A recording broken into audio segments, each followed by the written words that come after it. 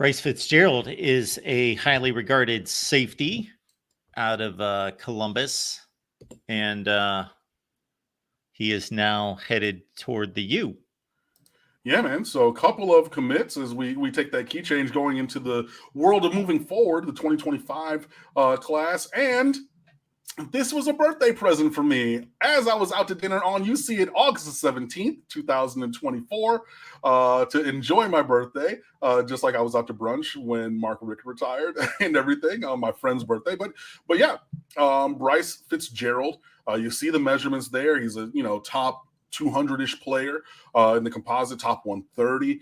Can play both inside and outside. He has experience at corner and at safety for Columbus.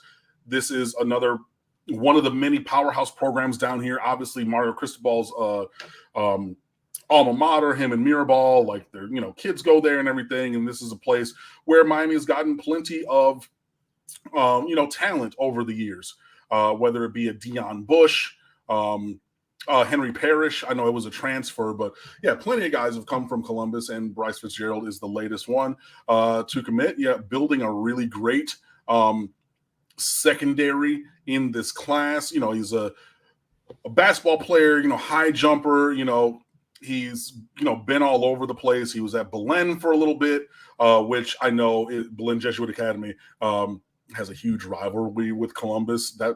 Imagine if I, who went to Cranbrook, would have transferred to like Detroit Country Day, like 2 miles down Losser Ave, or Losser Road, like our biggest rival in the world. Like that's pretty much going from Belen to Columbus type of thing. But actually it would have been the other way because, DCD is the inferior school to the one that I went to.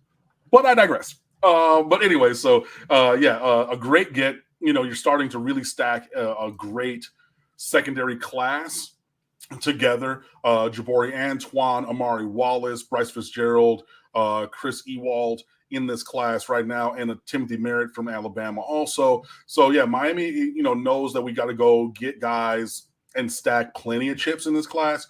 There was some chatter that Fitzgerald was going to maybe take his talents elsewhere. He did take official visits to all three of the big three in Florida. That's Florida State on June 7th, Florida on the 14th, and then us on the 21st. But he saved the best for last. So I saw Florida State people were kind of chirping a little bit and whatnot. Florida people, they said a little bit, but yeah, it was really, he was Miami's to lose, and Chavez Jackson leading that recruitment did not lose him. So that's another great get. And yeah, we keep moving this class forward. And also, Cam, we have a player up front on defense who you described to me as more of a project who has flipped in Micah Newton. Yeah, Micah Newton, he's from, Newberry High School up in Newberry, Florida, was committed to NC State and has flipped to Miami. They like his upside. He is a little compact, a little shorter than you might prefer at the 6'2" size, but definitely has film that supports what he does. He can get a little bit bigger, but is like a kind of quicker interior guy with pretty good potential. And, NC State, not for nothing, they've done a really good job identifying and developing guys on the defensive side of the ball, specifically along the defensive line. So if they're saying, okay, we've got another one of those guys, and well, independently, I'm sure that Miami did their own evaluation.